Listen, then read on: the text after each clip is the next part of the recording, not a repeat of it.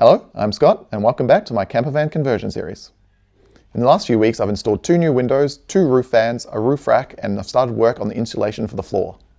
As you may notice, I'm not doing my usual intro next to or inside the van, and that is because I dropped the van off at the fabricators this morning so they can install extra seating. That seating installation will take 1 or 2 days, so I can't work directly on the van during those days this week. So while I can't work on the van directly, I did prepare some extra work that I can do on the floor while I wait. And when I get the van back, I'm planning to install the side flares and then finish off the floor. So let's get to it.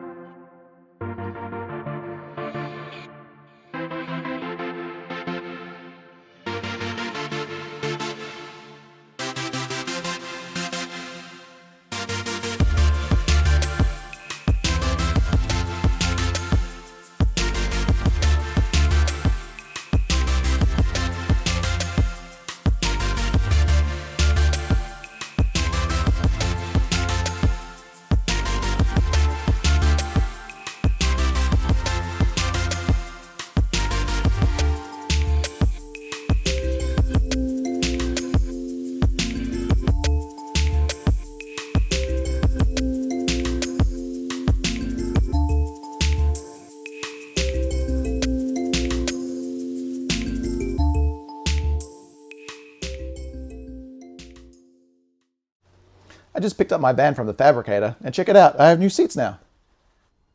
I plan to have a lagoon table on a swivel mount here, but as you can see, there's not a lot of leg room between the two sets of chairs. But that's probably not an issue because we're going to very rarely use all 4 sets of chairs in this seating configuration. Instead, I imagine that we're only going to use this extra seating on the rare occasions where we need to carry extra passengers while driving. For the rest of the time, when it's mostly just myself and my wife traveling together, these chairs will be stowed away, so I'll show how that works right now. First, there is a lever back here to fold the seat down.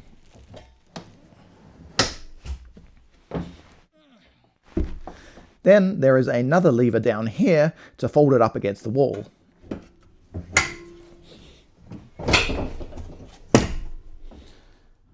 And with that, it's locked in place, and we've got a lot more room to work with when it's just the two of us.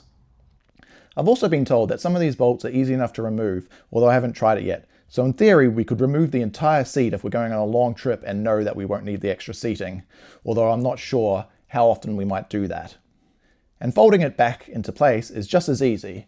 There's a lever here to pull it down, pull this out, lock it in place, and there's the same lever to pull it back up into spot. So I'm pretty happy with these seats, but we'll have to see how it fits in with the rest of the layout that I have in mind. And there is still some extra work to do on these seats. The fabricator didn't know exactly what my layout was, so to just cover all his bases, he put in a full sheet of plywood underneath for support. And he hasn't glued it to the floor or done anything with any insulation. So it is just loose here. I will probably want to trim it down and then I'll have to glue and insulate it as well. So it fits in with the insulation and floor layout that I've already started. But I'll just have to continue on with working on the floor and seeing how this all fits into that going forward. But in any case, this has been a good step in the progress on fitting out my van, and I'm looking forward to continuing on after this. Hey there. I'm going to speed through the first parts of the installation of these side flares, going at 3 times the usual speed, for 2 reasons. First, I didn't get very good video of the first parts of these installations because it was very hard to get good angles because I put up a bunch of extra plastic sheeting this time to try and reduce the chances that metal shavings would get everywhere and lead to future rust. And second, because the first parts of the side flare installation are very similar to installing new windows, so if you want to get a better view of these parts of the installation, go check out my week 1 video, if you haven't already, to see me install the windows.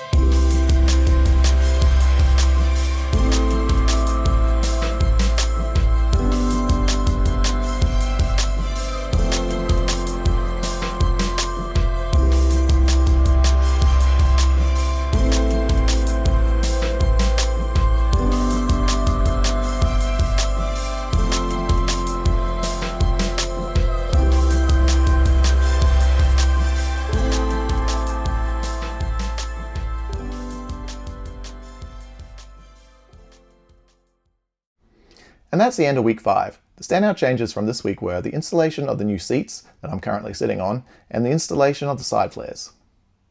I already talked about the new seats earlier in the video, so I'll go show off the new side flares now. Looking at the side flares from outside, which is a bit hard to see because there's still tape holding them in place, you can see the general shape of them and how they add space to the interior. Zooming in on the edges, you can see the primer is showing, but that is not an issue because I have learnt my lesson from the windows and I will be doing an extra bead of sealant around the outside next week to make sure that they are watertight, and that will hide all that extra primer that is currently visible. Looking on the inside where you should see the side flare, I have currently covered it up with cardboard. It has been very windy this week. I was worried that a gust of wind would come through and blow the side flares off while the sealant was still setting. So I just put up some cardboard to try and stop the effect of wind getting in. But let me get that out of the way so we can have a better look. Alright, let's go in for a closer look.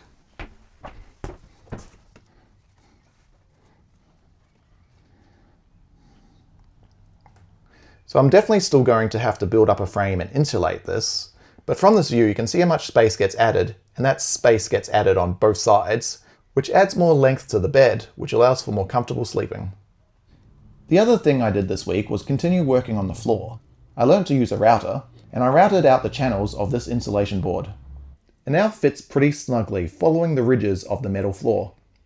It is not perfect, with a little bit of give, but I think once the glue goes in, and there is pressure from above, it will fit pretty snugly and be good enough. Also, now that the new seating is in, I can make some more exact choices on some parts of the layout, which were more reliant on the exact location of where the seats ended up. So that box is my AC, that is my shower pan, and that stool is standing in for where my toilet will be.